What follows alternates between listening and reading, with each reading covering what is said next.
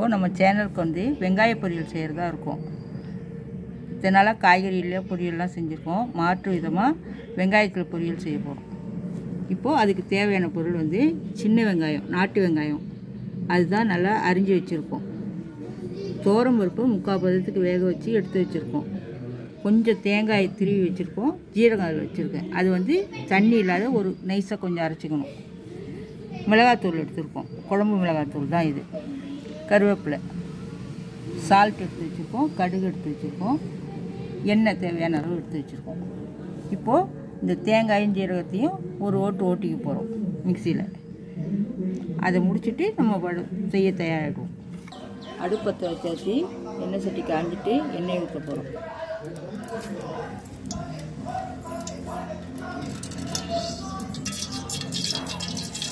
கடுகை போட போகிறோம். கருவேப்பிலை போடுறோம்.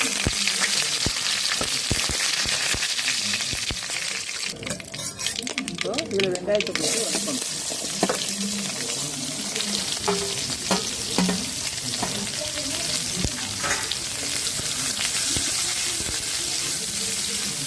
இந்த வெங்காயம் பார்ட்டிக்கு நல்லது. கெட்டத்தை சுத்தப்படுத்தும்.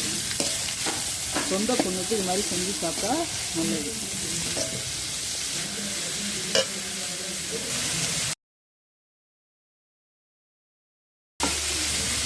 இப்போ இதுக்கு தேவையான உப்பை நான் சேர்த்துக்கிறேன். சீக்கிரம் வதங்கிடும்.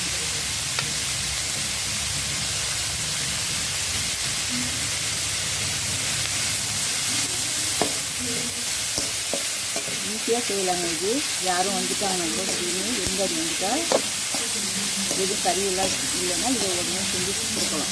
நல்லாயிருக்கும் சாப்பிட்டு. வெங்காயம் அவ்வளோக்கும் நல்லதுங்க. இப்போ வந்து இந்த மிளகாத்தூள் வந்து போட போகிறேன். மல்லித்தூளும் மிளகாத்தூளும் கலந்து தான் இது. அடுத்தது இந்த பருப்பு வேக வச்சுருக்கோம்ல, அதை எடுத்து இதை போட போகிறோம்.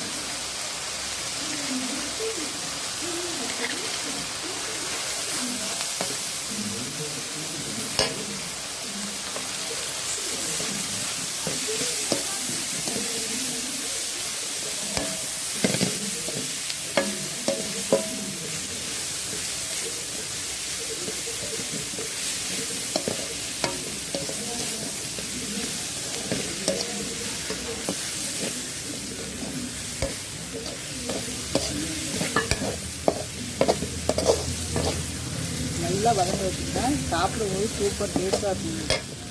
இப்போது தேங்காயும் இந்த ஜீரகத்தையும் இதை எடுத்து வைக்கணும்.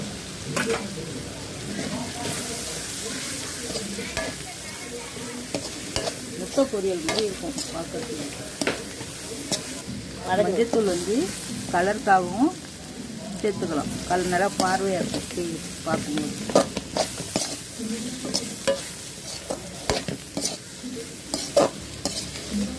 நல்லா வெந்துட்டு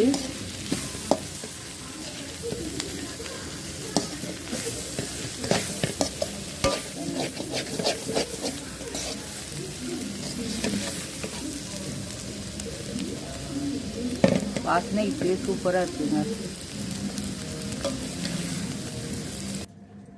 அவ்வளோங்க, பொரியல் முடிச்சிடுச்சுங்க. இப்போ இதை வந்து நம்ம வேறு பாத்திரத்தில் மாற்றுவோம்.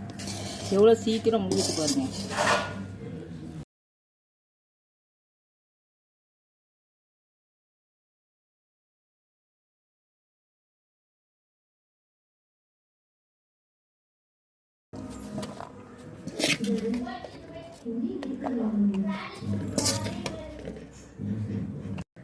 வந்து அசைவக்காரவங்களும் சாப்பிட்லாம், விரும்பி சாப்பிட்லாம். முட்டை பொரியல் மாதிரி இருக்கும். நீங்களும் செஞ்சு பாருங்கள்.